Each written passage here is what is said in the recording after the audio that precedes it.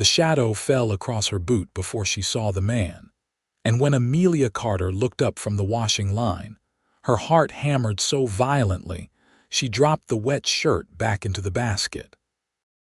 She had been 23 years old when she arrived in Calico, California 3 months ago, and in those 3 months she had learned to fear sudden movements, unexpected noises, and most of all, the approach of strangers. The desert town sat nestled in the mining district, a place where fortunes were made and lost on silver strikes, where men came seeking wealth and often found only hardship. The year was 1887, and Calico was barely more than a collection of rough buildings clinging to the hillside, but it had become her refuge after fleeing a marriage that had nearly killed her. The man standing at the edge of her small yard wore a dusty brown hat pulled low, and his shadow stretched long in the afternoon sun. Amelia's breath caught in her throat, her body tensing like a rabbit sensing a hawk overhead. Her shadow trembled against the hard-packed dirt, jumping erratically as her hands shook. She watched as his shadow moved, a slight shift of weight from one foot to the other, and her own shadow jerked in response to her startled movement. "Madam," the man said, his voice low and careful. "Didn't mean to startle you. I'm looking for the widow Henderson's place. They said it might be near here." Amelia forced herself to breathe, to focus on the words rather than the pounding of her heart. She pointed down the road with a shaking hand. 3 houses down, the one with the green door. The man tipped his hat and moved to leave, but then he paused. Amelia saw his shadow stop, saw the way he seemed to consider something. When he turned back, his movements were slower, more deliberate, as though he were approaching a frightened animal. "Thank you kindly, madam. I hope you have a good afternoon." She watched him walk away, his steps measured and unhurried, and something in her chest loosened just slightly. Most men in Calico moved with the aggressive swagger of those who had something to prove, but this one seemed different. She retrieved the fallen shirt from the basket and hung it on the line, her hand still trembling slightly as she worked. It was 2 days before she saw him again. Amelia had taken a position helping at the general store 3 mornings a week, sorting inventory and serving customers when Mrs. Patterson needed an extra pair of hands. The work was simple, and it gave her something to do besides sit in her rented room and remember all the reasons she had fled Colorado in the middle of the night with nothing but a carpet bag and her grandmother's wedding ring. The bell above the door chimed, and Amelia looked up from the flour sacks she was counting. The same man from before stepped inside, removing his hat as he entered. In the better light of the store, she could see him more clearly. He was perhaps 27 or 28, with dark hair that needed cutting and eyes the color of aged whiskey. His face was weathered from sun and wind, with fine lines at the corners of his eyes that suggested he smiled more often than he frowned. He wore working clothes, sturdy denim pants and a shirt that had been mended at the shoulder, and his boots were scuffed but well maintained. "Morning," he said to Mrs. Patterson, who was behind the counter. "I need some supplies. Salt, coffee, dried beans if you have them," while Mrs. Patterson gathered his items. The man's gaze drifted around the store and landed on Amelia. Recognition flickered across his face, but he simply nodded once in acknowledgement. She nodded back, then quickly returned her attention to the flour sacks, though she found herself counting the same row 3 times. "You are new to town," Mrs. Patterson was saying, her voice taking on the cheerful interrogation that characterized small-town proprietors everywhere. "Where are you working?" "The Silver King mine, madam, just started last week. Name's Matthew Brennan." "Well, Mr. Brennan, welcome to Calico. That is a good mine, steady work if the silver holds out. Are you boarding at the hotel?" "For now. Hoping to find something more permanent once I know I will stay." Amelia kept her eyes on her work, but she listened to the conversation with half her attention. So he was a miner. That explained the calluses she had glimpsed on his hands, the kind that came from swinging a pickaxe day after day in the dark tunnels beneath the mountains.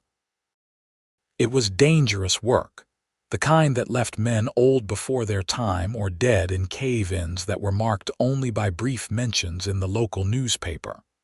When he left, his arms loaded with supplies, Amelia found herself watching through the window as he walked down the street. His shadow preceded him in the morning light, and she thought again of how he had slowed his movements when he saw how frightened she had been. Most men would not have noticed.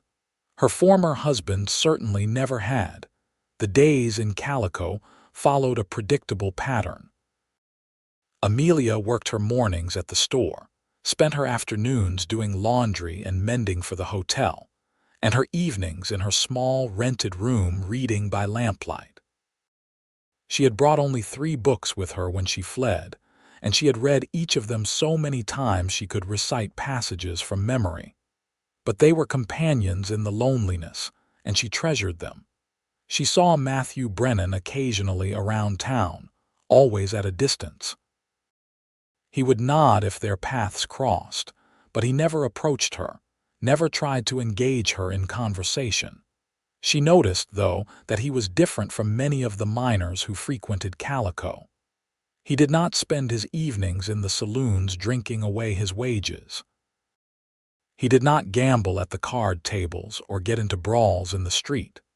Instead, she sometimes saw him in the evenings sitting outside the boarding house where he had apparently taken a room, reading a newspaper or simply watching the sunset paint the desert hills in shades of gold and crimson.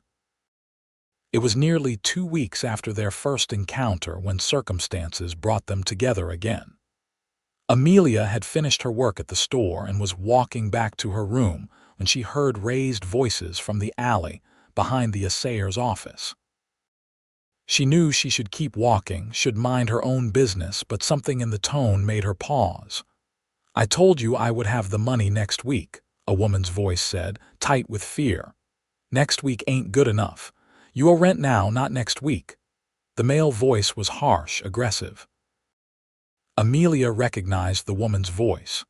It was Sarah Jenkins, a young widow who had come to Calico with her husband seeking mining work. He had been killed in a tunnel collapse 6 months ago, leaving Sarah with 2 small children and no income. Amelia had spoken with her a few times at the store, had seen the desperation in her eyes as she counted out coins for the barest necessities. "Please, Mr. Dalton, I have the children. I just need a few more days. I have work promised at the laundry." "Should have thought of that before you decided you were too good to work at the saloon like I suggested." The threat in his voice was unmistakable, and Amelia felt her own fear rise in response. She knew she should not get involved, knew that drawing attention to herself was dangerous. But she also could not walk away and leave Sarah to face this alone. She was trying to decide what to do when a figure moved past her, heading toward the alley with long, purposeful strides. Matthew Brennan turned the corner into the alley, and Amelia followed, staying back but close enough to see and hear. Dalton was a large man, thick through the chest and shoulders, with a florid face and small, mean eyes. He had Sarah backed against the wall, one meaty hand planted beside her head. Sarah's face was white with fear, her body pressed as far from him as she could manage. "There a problem here?" Matthew's voice was calm, almost conversational, but there was something underneath it that made Amelia's spine straighten. Dalton turned, irritation crossing his features. "This ain't your concern, miner. Move along." "The lady looks distressed. Seems like it might be my concern after all."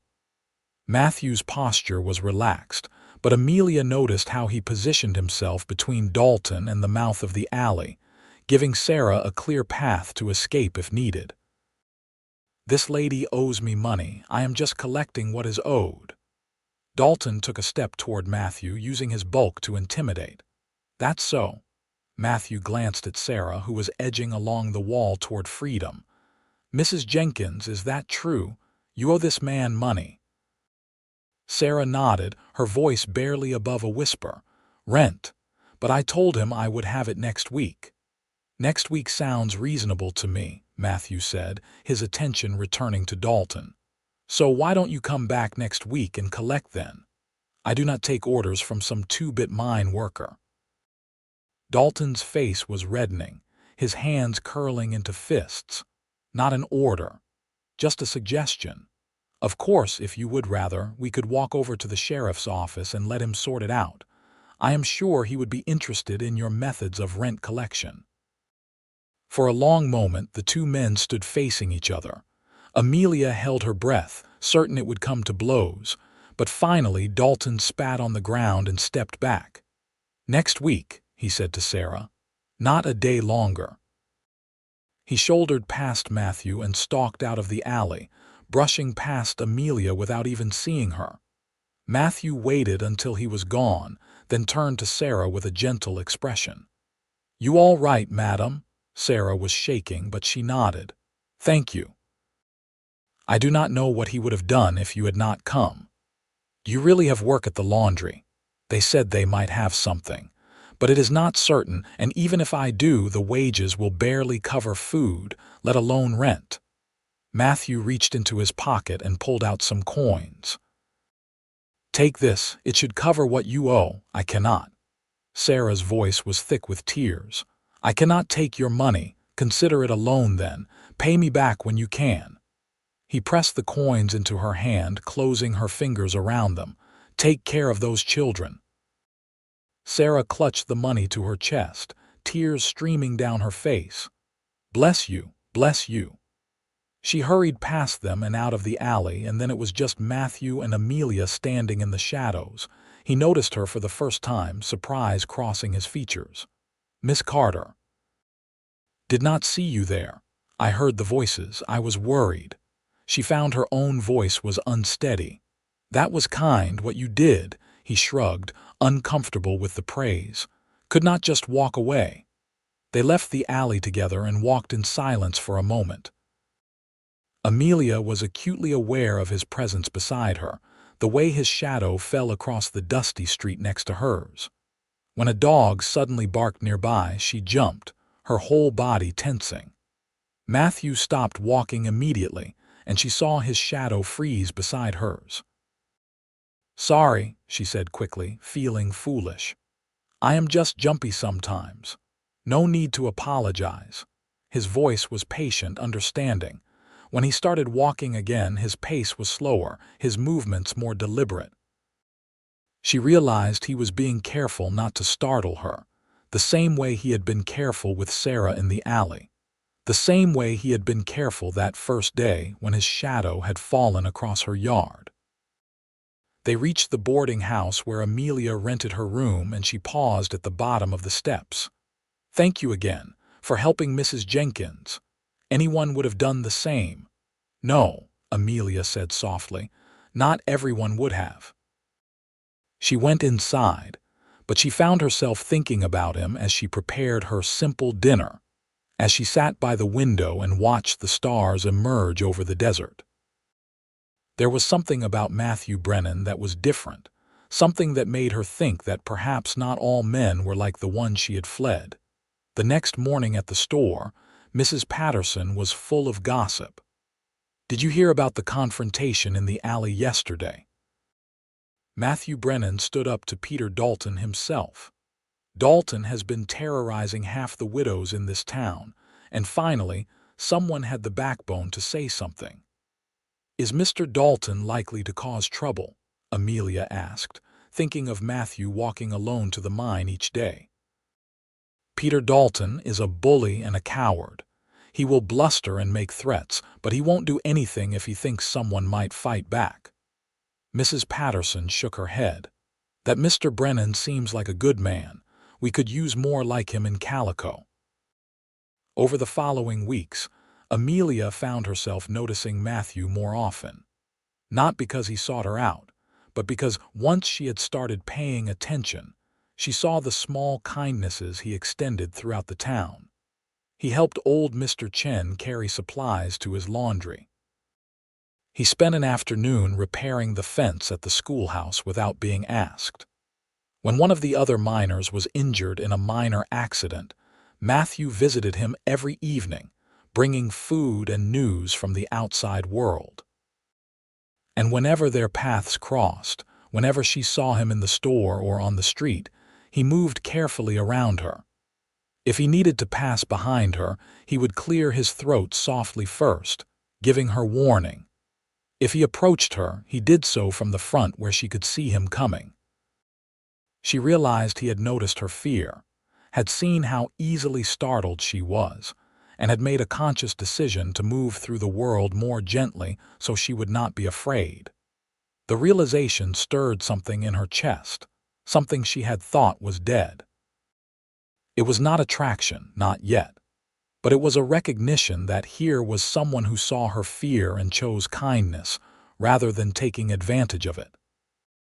One evening in late October, Amelia was returning from delivering mending to the hotel when she encountered Matthew sitting on the porch of his boarding house. The sun was setting, painting the sky in brilliant shades of orange and purple. He had a book in his lap, though he was not reading it, just watching the day fade. "Good evening, Miss Carter," he said when he saw her. She hesitated, then made a decision that surprised herself. "Good evening, Mr. Brennan. What are you reading?" He glanced down at the book as though he had forgotten it was there. "Mark Twain, Roughing It. Have you read it?" "No, I have heard of it, though. It is about his time out west, traveling through Nevada and California. Some of it is exaggerated, I think, but it is entertaining." He paused, then added, "You are welcome to borrow it when I am finished if you would like." The offer was casual, but it felt significant somehow. "I would like that. Thank you." She continued on to her room, but something had shifted. It was a small thing, that brief conversation, but it felt like the first genuine human connection she had made since arriving in Calico. True to his word, Matthew brought the book to the store 3 days later. "Finished it last night," he said, handing it to her. "I hope you enjoy it." Amelia took the book carefully, conscious of Mrs. Patterson's interested gaze from across the store. "Thank you. I will take good care of it." "I am not worried about that." He smiled, and she realized it was the first time she had seen him truly smile. It transformed his face, softening the hard lines that came from working long hours in difficult conditions. "Take your time with it." She read the book over the next week, savoring each chapter. Twain's humor and observations about the West resonated with her, and she found herself laughing out loud at some passages, something she had not done in longer than she could remember. When she returned the book to Matthew, she did so with genuine regret at finishing it. They were standing outside the store, the November morning cool but pleasant. "I loved it," she told him, "especially the parts about the mining camps. Some of his descriptions reminded me of Calico." "The chaos and optimism all mixed together," Matthew agreed. "That feels accurate."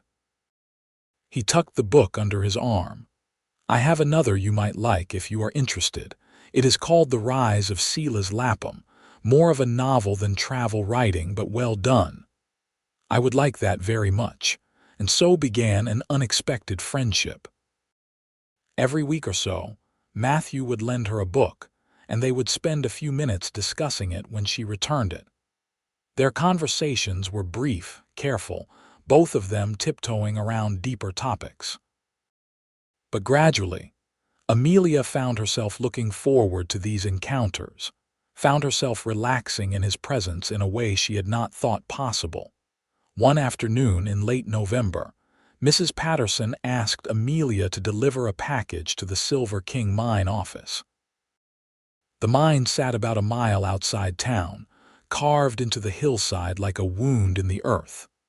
Amelia had never been there before, and as she approached, she was struck by the noise and activity. Men moved in and out of the tunnel entrance, pushing ore carts along narrow tracks. The sound of pickaxes and drilling echoed from somewhere deep underground, and the air smelled of rock dust and dynamite. She delivered the package to the foreman's office, then turned to leave. As she did, she saw Matthew emerging from the tunnel entrance with several other miners. They were covered in dust, their faces streaked with dirt and sweat, despite the cool November air. Matthew was laughing at something one of the other men had said, and again she was struck by how different he seemed from so many of the men she had known. He saw her and his expression shifted to surprise. "Miss Carter, what brings you out here?" "Delivery for Mr. Henderson," she said, indicating the office behind her. One of the other miners, a stocky man with a thick beard, looked between them with interest. "This the lady you are always reading with, Matthew?" Matthew's face colored slightly. "We just discuss books sometimes, Jack." "Books?" Jack grinned. "That what they are calling it now?" The other miners laughed, and Matthew shook his head with good-natured exasperation. "Ignore them," he said to Amelia. "They spend too much time underground. It affects their manners." "Or lack thereof," another miner called out, and there was more laughter. Amelia felt herself smiling despite her usual reticence. There was something warm and easy about their camaraderie, the kind of friendship forged through shared hardship and danger. Matthew walked with her back toward town, leaving the other miners to their end-of-shift rituals. "I apologize for their teasing," he said, once they were out of earshot. "They mean well, but they have no sense of propriety. It is all right. They seem like good men. They are. When you are down in those tunnels, you learn quickly who you can trust and who you cannot. Those men would give their lives for each other without hesitation." They walked in companionable silence for a while. The desert stretched around them, brown and gold under the afternoon sun. In the distance, Amelia could see the clustered buildings of Calico, heat shimmering off the metal roofs. "May I ask you something?" Matthew's voice was careful, tentative. Amelia tensed slightly, but she nodded. "You do not have to answer if you do not want to, but I have noticed that you seem afraid sometimes, like you are waiting for something bad to happen." He kept his eyes on the road ahead as he spoke, giving her space. "Did someone hurt you?" The question hung in the air between them. Amelia's first instinct was to deflect, to change the subject or make light of it, but something about Matthew's gentle directness made her want to be honest. "Yes," she said simply. "My husband. Former husband, I should say, though I do not know if the law would agree since I just left rather than seeking a divorce. I am sorry." The words were quiet but genuine. "Is that why you came to Calico?" "I came to California because it was far from Colorado." "I came to Calico specifically because it was small enough that I thought I could disappear, but large enough that no one would ask too many questions about a woman alone." "Does he know where you are?" "I do not think so. I was careful. But I still worry that he will find me, that one day I will turn around and he will be there." She surprised herself with how easily the words came. She had not spoken of this to anyone since arriving in Calico. "If he does come, he will have to go through a lot of people to get to you," Matthew said firmly. "This town may be rough, but we take care of our own. And you are one of us now, whether you realize it or not." The words settled around her like a warm blanket, comforting and protective. They finished the walk to town in silence, but it was a comfortable silence, the kind shared between people who had moved past pleasantries into something more real. That evening, Amelia sat in her room and thought about Matthew's words. "We take care of our own." It had been so long since she had felt like she belonged anywhere, since she had felt safe enough to consider a place home. Could Calico become that? Could she allow herself to put down roots, to build a life here? The answer, she realized, was already forming in her heart. She had been so focused on survival, on simply getting through each day, that she had not noticed herself beginning to heal. But it was happening, slowly and imperfectly, but happening nonetheless. And Matthew Brennan, with his careful movements and gentle consideration, had become a part of that healing. December brought cooler weather to the desert, though nothing like the brutal winters Amelia remembered from Colorado. The days were mild and pleasant, the nights cold enough to require a blanket but not bitter. The town prepared for Christmas with modest decorations, strings of popcorn and paper chains in the store windows, a scraggly pine tree hauled in from the mountains for the church. Amelia had volunteered to help with the Christmas pageant the church was organizing, mainly because Sarah Jenkins had asked, and Amelia could not think of a good reason to refuse. She found herself spending her evenings at the church with Sarah and several other women, sewing costumes and painting wooden stars to hang from the rafters. "You should invite Mr. Brennan to the Christmas social," Sarah said one evening while they worked. "I know he would come if you asked." Amelia nearly dropped the star she was painting. "I do not think that would be appropriate." "Why not?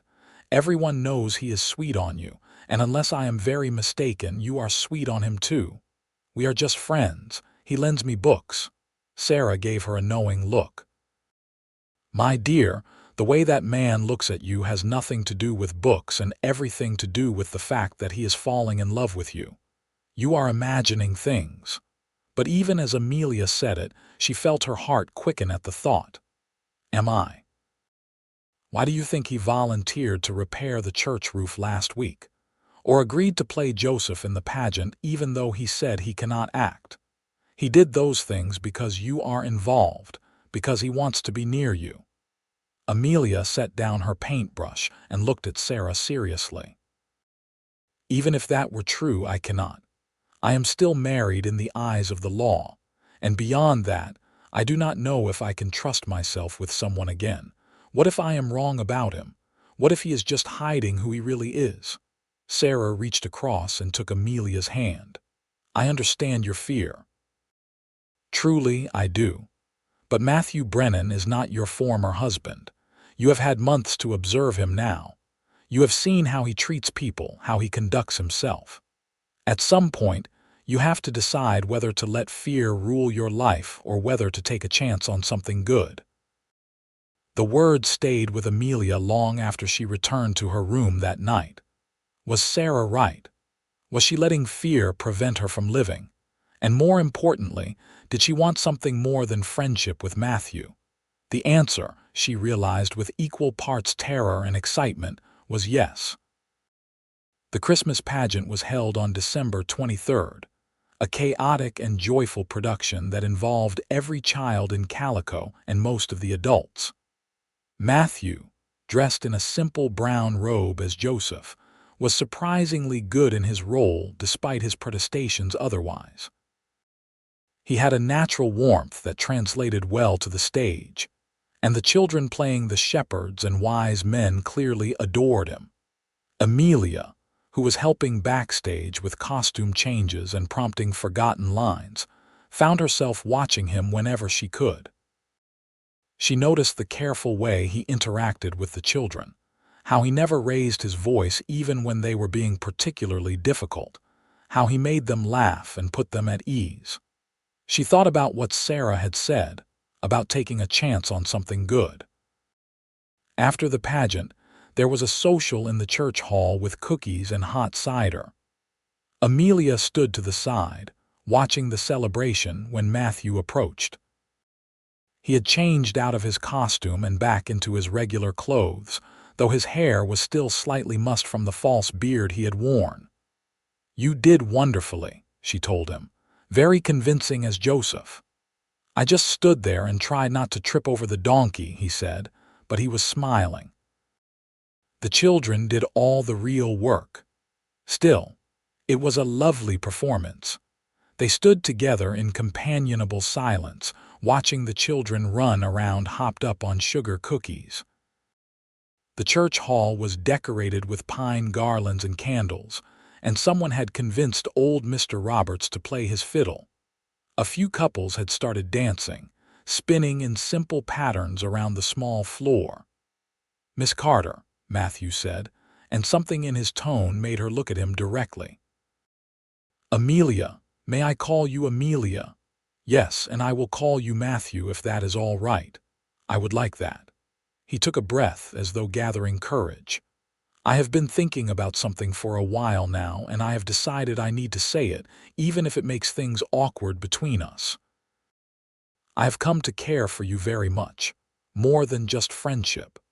I understand if you do not feel the same way, and I understand that you have reasons to be cautious.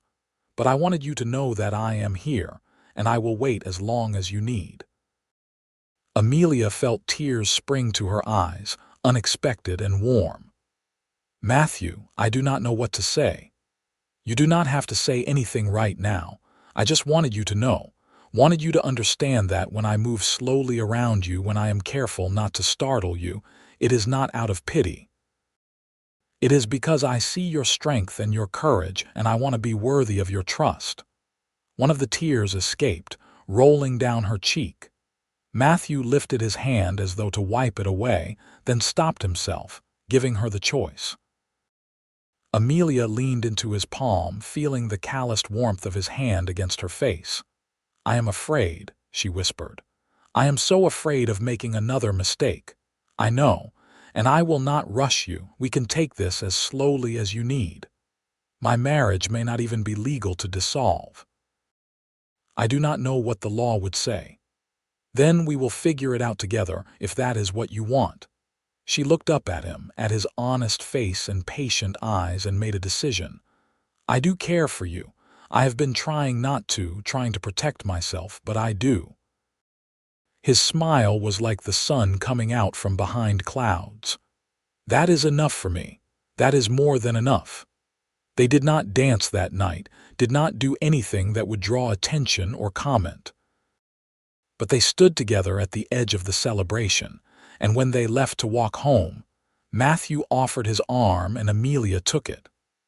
Her shadow and his moved together on the moonlit street, no longer jumping and startling, but moving in concert in harmony. The new year of 1888 arrived with mild weather and new possibilities. Amelia and Matthew continued their careful courtship, though now it had an acknowledged purpose. They took walks together in the evenings when he returned from the mine. They sat on the porch of the boarding house and talked about everything and nothing. He told her about his childhood in Missouri, about losing his parents to influenza when he was 16, about drifting west in search of something he could not quite name.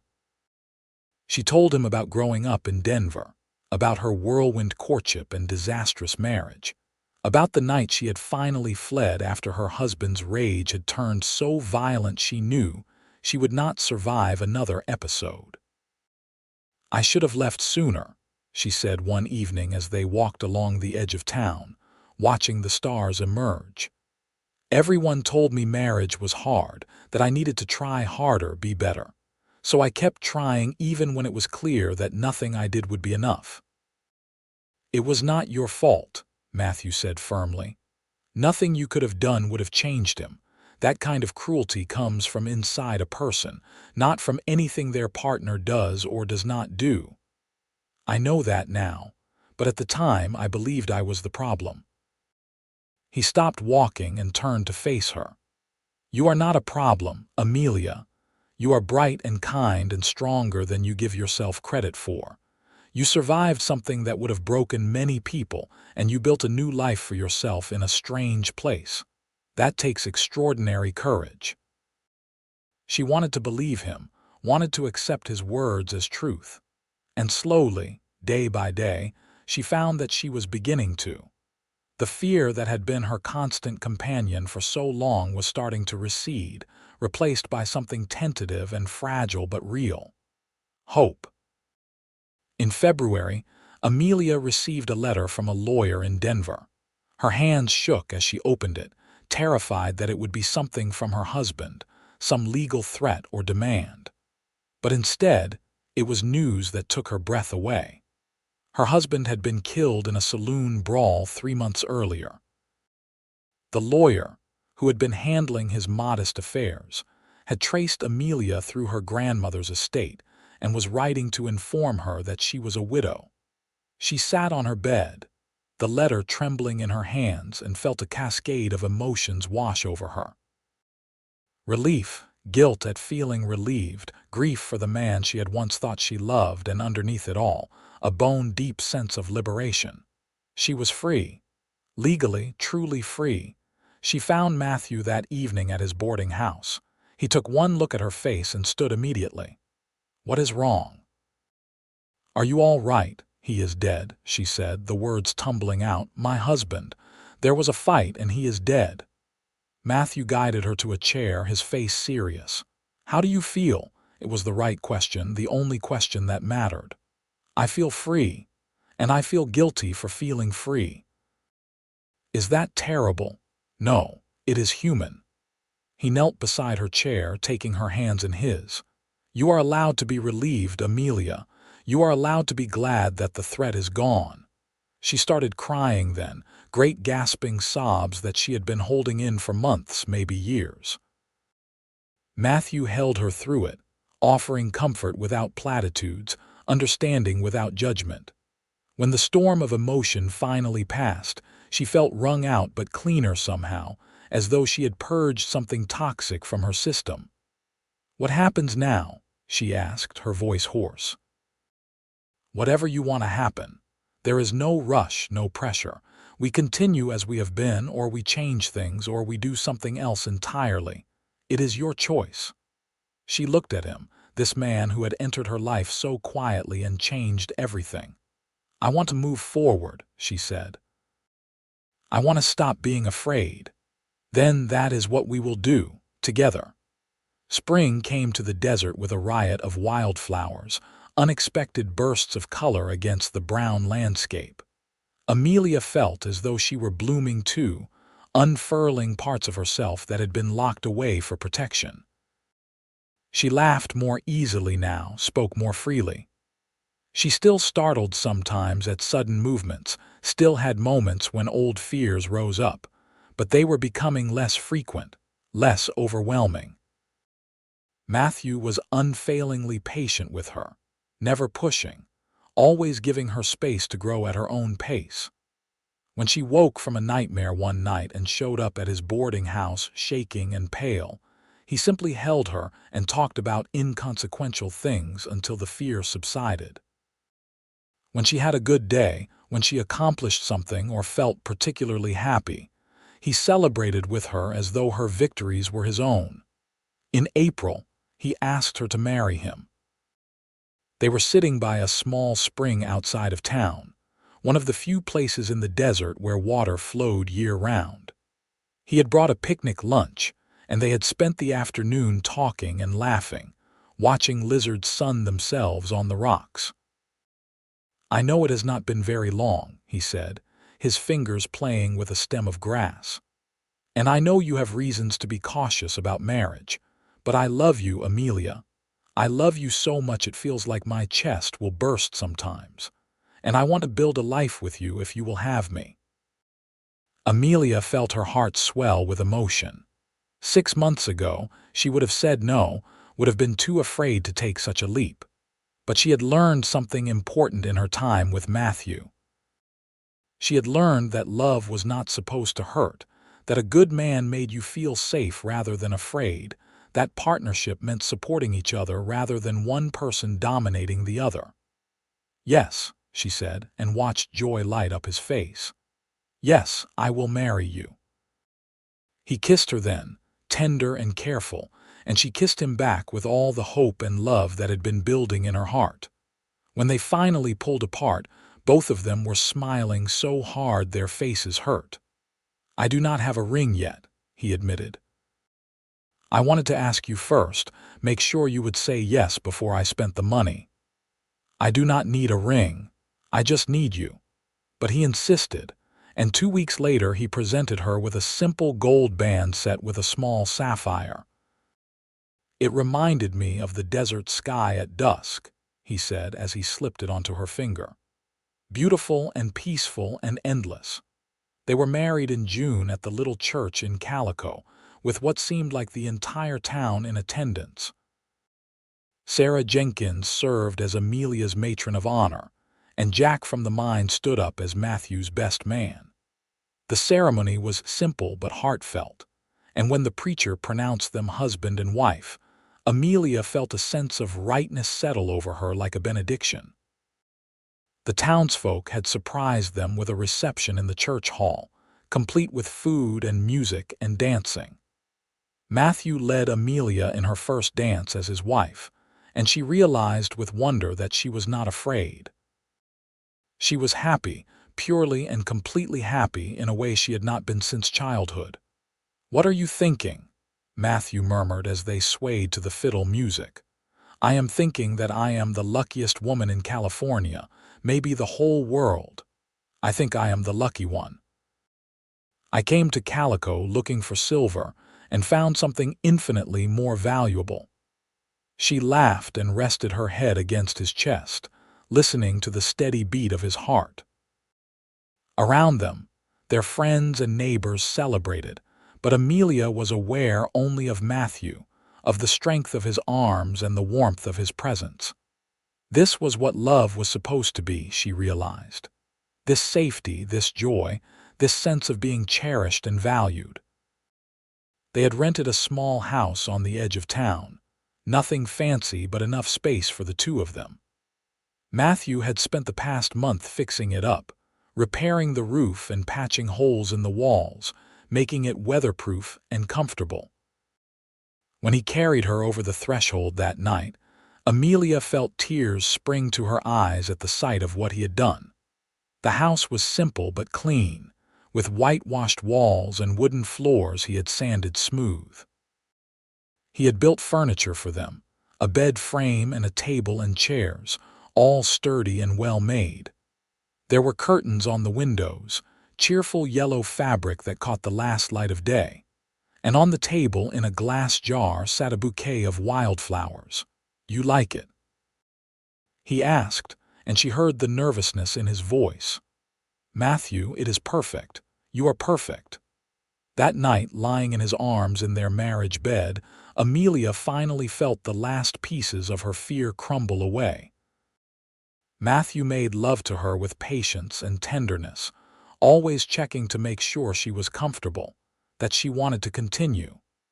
And she did wanted to claim this part of herself that had been tainted by her first marriage and make it something beautiful again.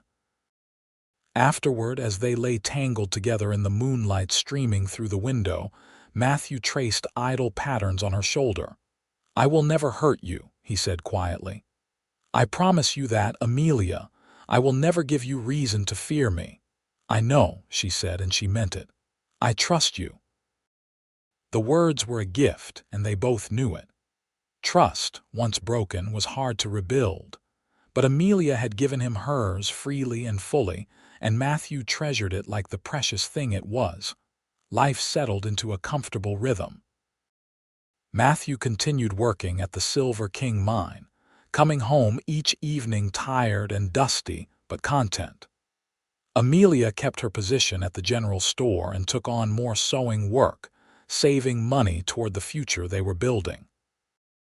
They spent their evenings together, cooking dinner and talking about their days, reading aloud to each other from borrowed books, simply enjoying each other's presence.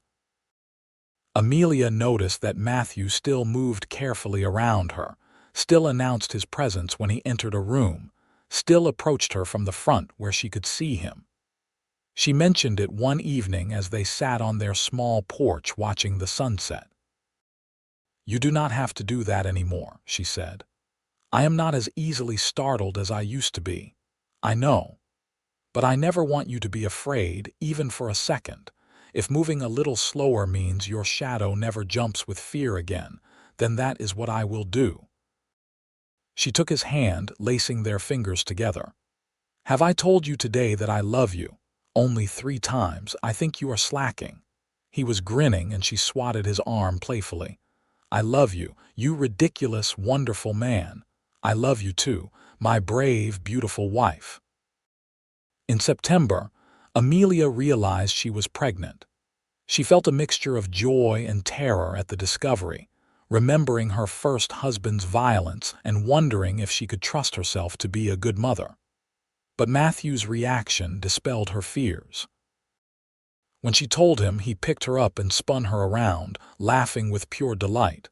"A baby," he kept saying. "We are going to have a baby."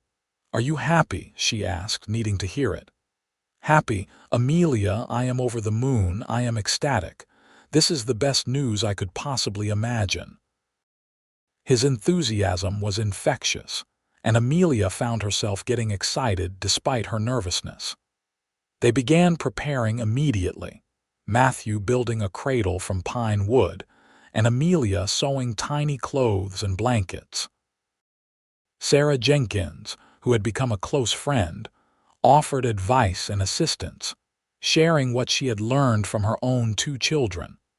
The pregnancy progressed smoothly, though Amelia dealt with morning sickness for the first few months and an aching back toward the end. Matthew was attentive and solicitous, bringing her tea when she felt nauseous, rubbing her feet when they swelled, reading to her when she was too tired to do anything but rest. He attended to her with the same careful consideration he had always shown, making sure she was comfortable and safe. In early May of 1889, Amelia went into labor. It was a long and difficult delivery, lasting through the night and into the following afternoon. Matthew stayed by her side the entire time, holding her hand and offering encouragement even as she screamed and cursed him for getting her into this situation. The midwife, a capable woman named Mrs. O'Brien, remained calm throughout, coaching Amelia through the contractions and assuring her that everything was progressing normally. Finally, as the sun began to set on the second day, their son entered the world with a lusty cry. He was red-faced and wrinkled and absolutely perfect. Mrs. O'Brien cleaned him up and placed him in Amelia's arms, and she felt a rush of love so intense it nearly overwhelmed her. "Look at him," she breathed. "Matthew, look at our son." Matthew was crying openly, tears streaming down his face as he gazed at the tiny bundle in his wife's arms. "He is amazing. You are amazing. I cannot believe we made him." They named him Marcus Daniel Brennan, after Matthew's father and Amelia's grandfather.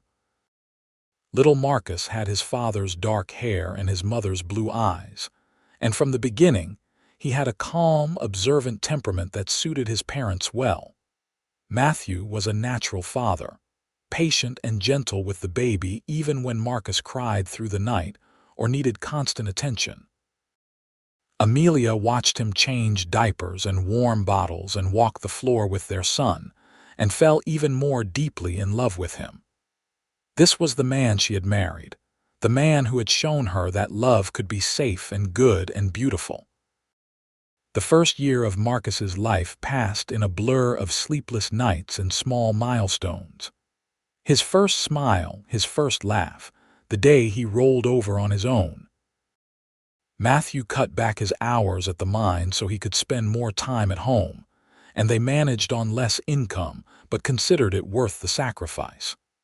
Being together as a family mattered more than anything else. When Marcus was 18 months old, Amelia discovered she was pregnant again. This time the news did not frighten her. She had learned that she was a good mother, that she could provide the love and care a child needed. And she had Matthew, her partner in all things, to help shoulder the responsibilities. Their daughter arrived in December of 1890, a tiny thing with wisps of blonde hair and a surprisingly loud voice for her size. They named her Anna Rose, and Marcus, who was 2.5 by then, was fascinated by his new sister. He wanted to help with everything, from fetching diapers to singing her lullabies in his off-key toddler voice. Life continued in its beautiful, chaotic way. The children grew, Marcus becoming a serious, thoughtful boy who loved books and building things. Anna developing into a spirited, adventurous girl who feared nothing. Matthew's work at the mine remained steady, and he was promoted to shift supervisor after several years, which came with better pay and slightly shorter hours. Amelia continued her work at the store, though she brought the children with her or arranged for Sarah to watch them, creating a network of support and friendship that enriched all their lives. Calico itself evolved over the years. The silver mines began to play out, and people started leaving for better opportunities elsewhere. But Matthew and Amelia stayed, their roots too deep now to transplant. Matthew took a position with a mining company that operated several smaller claims in the area, while Amelia eventually took over the general store when Mrs. Patterson retired. Through it all, Matthew never stopped moving carefully around his wife. Even after years of marriage, even though Amelia rarely startled anymore and had long since healed from the trauma of her first marriage, he maintained his gentle habits. If he came up behind her, he would speak first. If he entered a room, he made sure she saw him. His shadow never fell unexpectedly across hers. One evening, when they had been married for 15 years and their children were 14 and 12, Amelia mentioned it again. They were sitting on their porch, the same place they had sat so many evenings before, watching the sunset paint the desert in shades of gold and amber. "You still do it, you know," she said. "Move slowly so I will not startle." Matthew smiled, the lines around his eyes deeper now but his gaze just as warm as it had been when they first met. "Old habits. I have not been afraid in years. You do not have to keep doing it." He reached over and took her hand, his calloused fingers familiar and dear. "I know you are not afraid anymore, but I made myself a promise a long time ago. I promised that I would move through the world in a way that made you feel safe, that your shadow would never jump with fear because of something I did. And I intend to keep that promise for the rest of my life." Amelia felt tears prick her eyes, though they were happy tears now, tears of gratitude and love. "What did I ever do to deserve you? You did not have to do anything. You just had to be yourself. That was always enough." They sat in comfortable silence as the sun sank below the horizon and the stars began to emerge. From inside the house, they could hear Marcus and Anna arguing good-naturedly about something, the sounds of their children growing up healthy and happy. It was an ordinary evening in an ordinary life, and it was everything Amelia had never dared to dream she could have. The years continued to pass in their steady way. Marcus grew into a thoughtful young man who studied engineering and got a position with the railroad company, planning routes through the mountains and deserts of California. Anna surprised everyone by becoming a teacher, taking charge of the small schoolhouse in Calico and filling it with her enthusiasm and creative energy.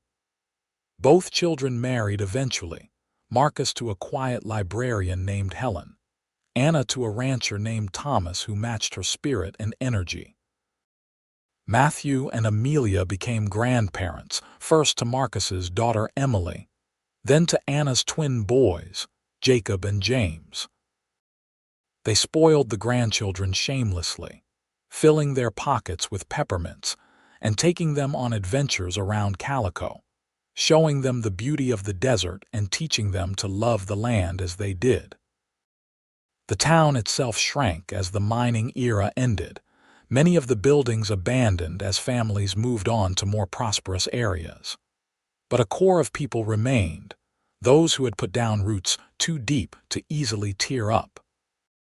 Matthew and Amelia were among them, their lives intertwined with the life of the town in ways that could not be easily severed. In their later years, they sold the store, and Matthew retired from the mining company. They spent their days in simple pleasures, tending a small garden, reading together, playing with their grandchildren. They took walks in the desert in the cool evenings, watching the sun set as they had done thousands of times before, never tiring of the beauty. One evening, when they were both in their 60s, Amelia had a spell of dizziness and had to sit down suddenly. Matthew, alarmed, helped her to a chair and knelt beside her, his weathered face creased with worry. "I am all right," she assured him. "Just got up too fast, I think." But it was not all right, not really. Over the following months, Amelia's health began to decline. The doctor, young Dr. Morrison, who had taken over the practice when old Dr. Chen retired, diagnosed her with a failing heart. "There was nothing to be done," he said gently. "Just make her comfortable and treasure the time you have left." Matthew refused to accept it at first, insisting they seek a second opinion, trying to find treatments or cures. But eventually, he had to face the truth. Amelia was dying, and all he could do was be with her, love her, make sure she knew how much she meant to him. The children came to visit frequently during those last months, bringing the grandchildren to see her. Amelia held court from her bed or from a chair by the window, telling stories and laughing with them even as her body weakened. She refused to be maudlin or sad, insisting that she had lived a full and beautiful life and had no regrets. "I should have so many regrets," she told Matthew one evening as he sat beside her bed, holding her hand. "I should regret the years I wasted in that first marriage, the fear I carried for so long, but I do not, because all of it led me here to you, to our life together. And I would not trade a single moment of what we have built." Matthew brought her hand to his lips, kissing it gently. "You saved me, you know. I was drifting before I met you, just existing but not really living. You gave me purpose, gave me a reason to be better than I was." "No," Amelia said firmly. "You were always good, Matthew. That is what I fell in love with. Your goodness, your kindness, the way you moved through the world with such care and consideration. You did not have to change for me. You just had to be yourself." On a warm evening in October, with Matthew holding her hand and their children gathered around, Amelia slipped away peacefully in her sleep. She was 64 years old, and she died knowing she was loved absolutely and completely. The grief threatened to drown Matthew in those first weeks after her death. The house felt empty without her, the silence oppressive. He went through the motions of living, getting up each day and eating meals and accepting condolences from neighbors, but he felt hollowed out, as though the best part of himself had died with Amelia. It was Marcus who finally got through to him, about a month after the funeral. He came to visit and found his father sitting in the dark house, staring at nothing. "Dad," Marcus said gently, sitting down across from him, "you are not honoring her memory by giving up like this." "I do not know how to be in the world without her," Matthew admitted, his voice rough with disuse and grief. "Then learn. Mama would not want you to stop living just because she is gone. She would want you to keep going, to spend time with your children and grandchildren, to find joy where you can." Marcus leaned forward, his expression earnest. "You taught me what love looks like. You showed me how a man should treat his wife, how a father should care for his children. Everything good that I am, I learned from watching you and Mama together. Do not let that legacy end now." The words penetrated Matthew's grief, forcing him to think beyond his immediate pain. Marcus was right. Amelia had given him so much during their life together. The least he could do was honor that gift by continuing to live fully, by being present for his family, by finding meaning in each day. Slowly, painfully, Matthew began to rebuild his life. He spent more time with Marcus and Anna and their families, becoming an even more active presence in his grandchildren's lives. He volunteered at Anna's school, helping with repairs and reading to the younger children. He started writing down his and Amelia's story, wanting to preserve it for future generations, wanting to make sure their grandchildren and great-grandchildren would know about the love that had shaped their family. He never remarried. The thought never even crossed his mind. Amelia had been the love of his life, and he was content to carry her memory with him for whatever time he had left. He kept her photograph on the mantel, sometimes talked to her when he was alone, telling her about his day and what the children were doing. It brought him comfort, maintaining that connection even though she was gone. Matthew lived another 12 years after Amelia's death, long enough to see his grandchildren grown and to meet his first great-grandchild, a spirited girl named Amelia in honor of the grandmother she would never know. He told young Amelia stories about her namesake, about how brave and kind and strong she had been, about the love that had sustained them through decades together. On a spring morning in 1914, Matthew went to sleep in the house he had shared with Amelia and simply did not wake up. He was 76 years old, and he died peacefully, a small smile on his weathered face. His children liked to think he was with Amelia again, that they were reunited somewhere beyond the veil of death, their shadows finally able to move together without any fear at all.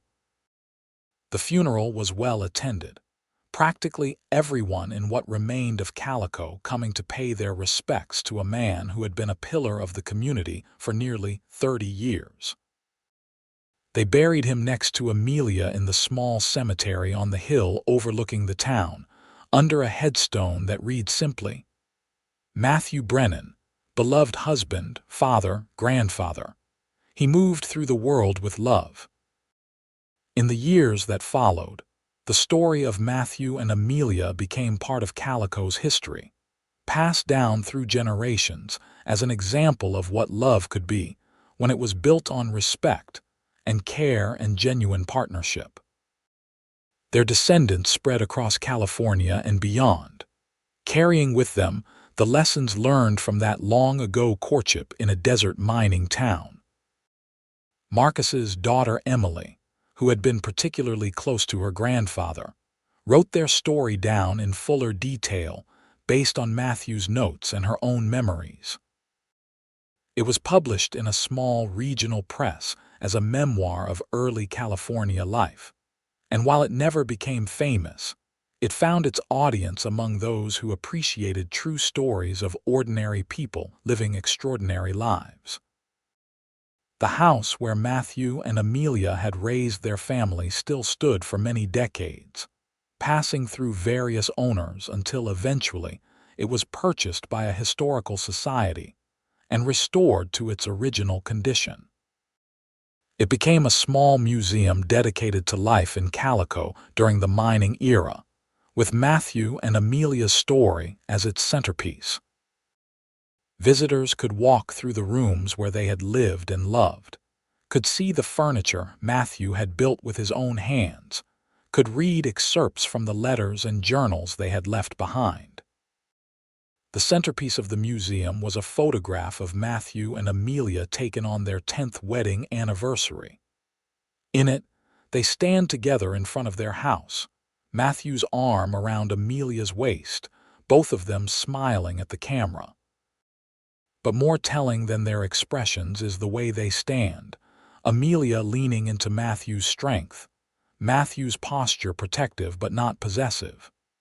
Even in a still photograph, you can sense the love between them, the partnership they had built, the safety they had found in each other. Beside the photograph, mounted on the wall, is a placard with a quote from Amelia's journal, written a few years before her death. People often ask me the secret to a happy marriage. The answer is simple but profound. We chose each other every day. Matthew chose to see my fear and respond with gentleness. I chose to trust him despite my past, and together we chose to build a life based on respect and understanding and deep, abiding love. That is all any marriage needs, really. Two people who choose each other, again and again, through all the days they are given. The desert wind still blows through Calico, hot and dry and constant. The buildings are mostly empty now, the town preserved as a ghost town and tourist attraction. But on quiet evenings when the sun sets and the shadows grow long, some people swear they can still see two figures walking hand in hand along the old roads, their shadows moving together in perfect harmony, never jumping, never startling, just moving forward together into whatever comes next. It is just a story, of course, the kind of romantic legend that grows up around places like Calico. But it is a story rooted in truth, in the very real love of two people who found each other when they both needed it most. And perhaps that is enough. Perhaps all any of us can hope for is to love and be loved, to find someone who sees us fully and chooses us anyway, who moves through the world in a way that makes us feel safe and cherished.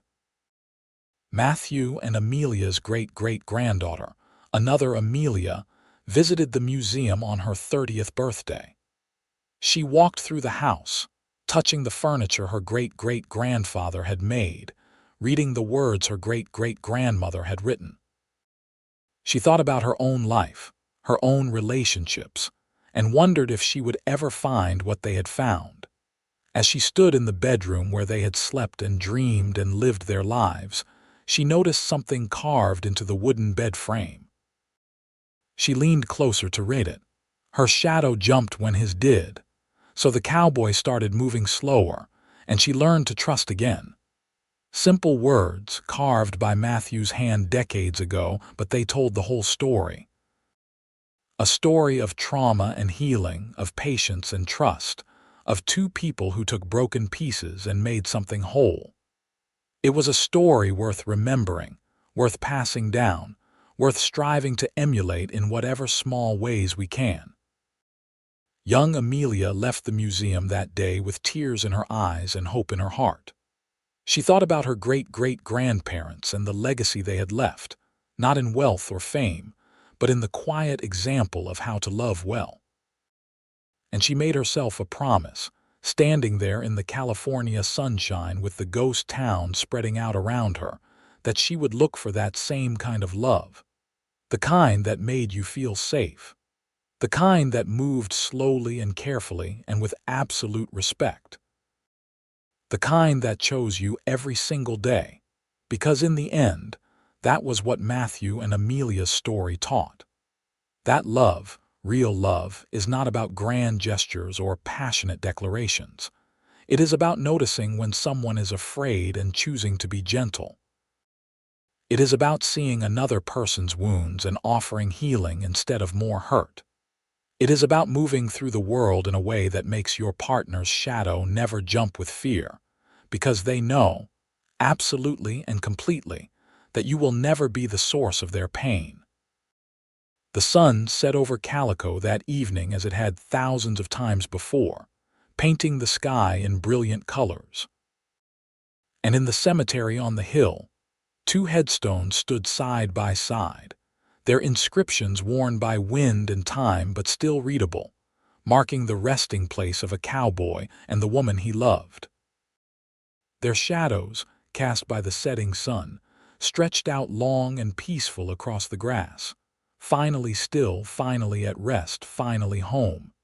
And that truly is where all love stories should end, not with drama or tragedy but with peace. With two people who found each other, chose each other, and built a life together that mattered. With shadows that no longer jump in fear, but instead move together in harmony, connected by bonds that not even death can sever. With a legacy of love that ripples forward through generations, teaching everyone it touches that kindness matters, that gentleness has power, that the way we move through the world affects everyone around us. Matthew and Amelia's story was not unique in its basic elements. People fall in love every day, build lives together, face challenges and triumphs. But it was unique in the care with which they approached each other, the conscious choice they made to create something different from what had come before. Matthew could have been just another man, and Amelia just another woman trying to survive. But instead, they became something more. They became partners in the truest sense. Two people who saw the best in each other and called it forth, who protected each other's vulnerabilities while celebrating each other's strengths. And perhaps that is the real lesson, the one that resonates across time and distance. That we all have the power to choose how we move through the world. We can move carelessly, heedless of the impact we have on others. Or we can move with intention, with awareness, with love. We can notice when someone's shadow jumps with fear, and we can make the conscious choice to slow down, to be gentle, to create safety instead of more fear. It is not always easy. Matthew had to retrain his instincts, had to constantly remind himself to move more carefully. Amelia had to push past her fear, had to choose to trust even when every instinct screamed at her to protect herself. But they did it, day after day, year after year, until it became second nature.